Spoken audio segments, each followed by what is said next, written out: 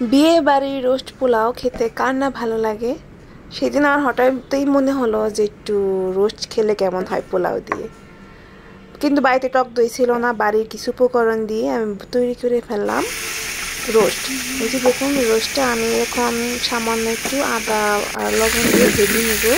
একটু ভালো করে ভেজে নিতে হবে, কিন্তু বেশি ভাজা যাবে না, বেশি ভাজলে শক্ত শক্ত লাগে রান্না করার পরে। একটু হালকাভাবে ভেজে নিব। আর খেয়াল রাখতে হবে তেল যেন ছিটে না আসে, কারণ ভাজার টাইমে না অনেক তেল ছিটে আসে। এই তো আমার সবগুলো মুরগি ভাজা হয়ে গেছে।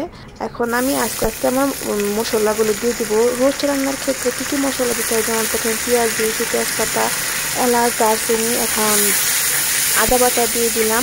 আদা বাটা দিয়ে ভালোভাবে কষিয়ে নিব। ভালোভাবে কষানো হয়ে গেলে আমি বিভিন্ন বাদাম বেটে রেখেছি, যেমন কাজু বাদাম, এই আমার ফ্রিজে ছিল কাজু বাদাম, চীনা বাদাম, এই বাদামগুলো আমি বেটে দিয়ে দিয়েছি, এই যাতে ভালো একটা ফ্লেভার আসে। তাছাড়াও মনে করেন জয়ফল, জয়ত্রী এগুলো না দিলে কিন্তু রোস্ট কখনোই ভালো লাগে না।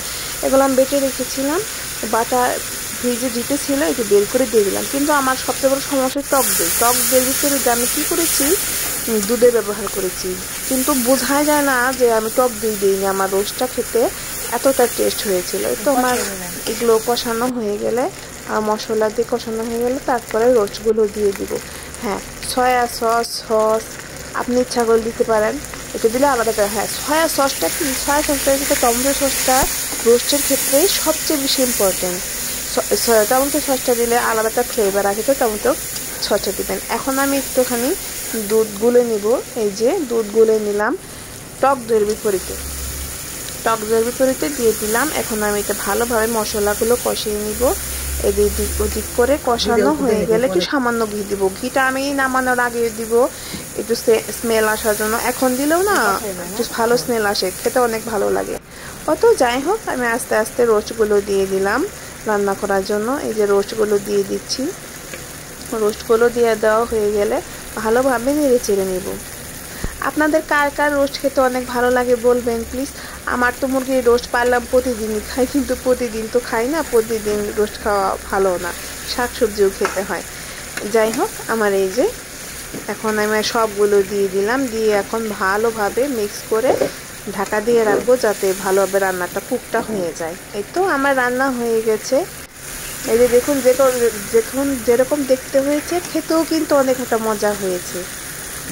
আপনারা বাসায় কে কে এখন রোস্ট রান্না করে খাওয়াইছেন জানাবেন। এই যে পেঁয়াজের বেরেস্তা, এগুলো পেঁয়াজগুলো আগেই ভেজে নিয়েছি।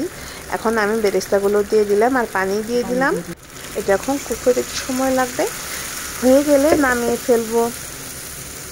আমার ফেসবুকে অনেক দিন যাবৎ কাজ করতেছি, কিন্তু অনেক সময় লাগতেছে। ভিউ থেকে সময় লাগবে, সবারই সময় লাগে, আর অনেকেরই কম সময় হয়ে যায়। আল্লাহ ভরসা, আল্লাহ সহায় থাকলে আমার আগে আর পরে মনিটাইজ পাবো। আমার ফলোয়ার 5,000 উপরে হয়ে গেছে, বাট এই মুহূর্তে আমার এখনও মনিটাইজটা হচ্ছে না।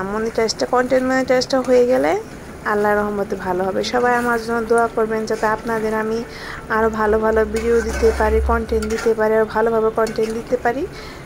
এই তো আমার রোস্ট রান্না হয়ে গেল। দেখুন কেমন হয়েছে, সবাই কমেন্ট করে জানাবেন। ভালো থাকবেন সবাই, আল্লাহ হাফেজ।